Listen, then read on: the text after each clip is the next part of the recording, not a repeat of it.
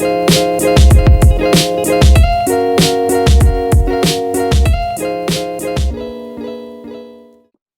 past week, I've been listening to a lot of different sessions by Dr. Paul Cantor. With the sessions that I listened to, I noticed one common theme. He talks a lot about art commercialism. Now, it got me to think, in schools tend to focus more on STEM programs and less on art and trade programs. This is kind of a mistake in my opinion, because I think that not everyone is meant for college, and that the trades are actually kind of suffering because of this. Trades is actually an amazing field to go into these days because there's a lot of money in it. So if you're not meant for school, don't feel like you have to go to school. You could easily go into trades. There's no shame in it. But schools definitely tend to push people to go into college.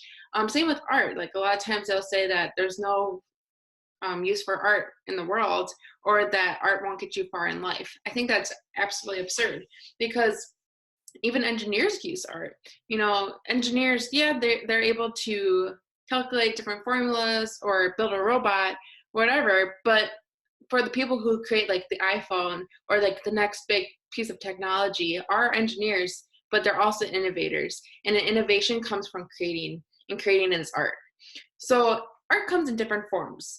Art can be writing, art can be painting, it can be sculpting, it can be a lot of things. In fact, when I left high school, I didn't want to go to college. I never wanted to go to college. Instead, I decided that I wanted to start my own floral shop. And my first steps for that is to work at a high-end grocery store and work my way up as a floral manager. Not till after I did that I realized I had more of a drive for just business overall. And so I just changed my career path a little bit. But something I learned from being a floral designer is that customers tend to not trust like the artist. They like to say, I want this, and this is what I'm envisioning. Can you bring it to life? And so a lot of times, like with customers, like once in a while I would get a customer that would say to me, I trust you. I know you do good work. You just do whatever you want to make and I'll be happy with it. But most of my customers would say, well, I want blues and whites, but I don't like blue hydrangea and I hate roses. So I would have to get creative, and sometimes they would want an arrangement on the spot, or they would want an arrangement like 2 days later.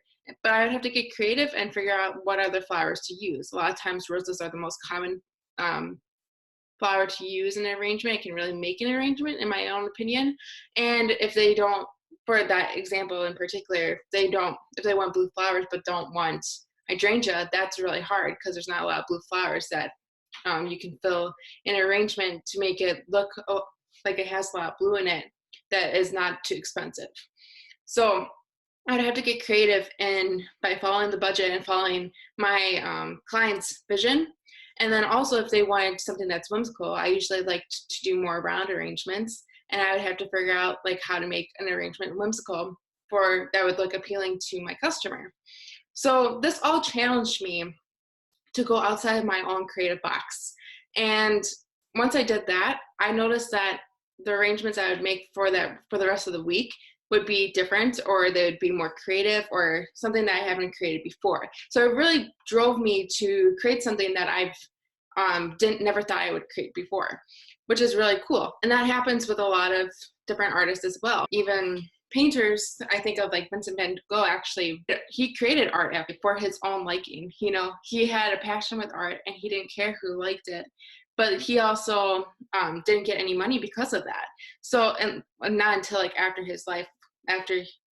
he died, like that's when his art became more popular. So for his entire life, he didn't make any money from his paintings, and that's because he didn't create art for the customer.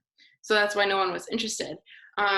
There's nothing wrong with that, especially if that's your passion. If you have this big vision, there's nothing wrong with that. But I do find that many artists will create like really awesome masterpieces if they are more commercialized, if they're pushed to do something that's not quite like their vision, something out of their comfort zone.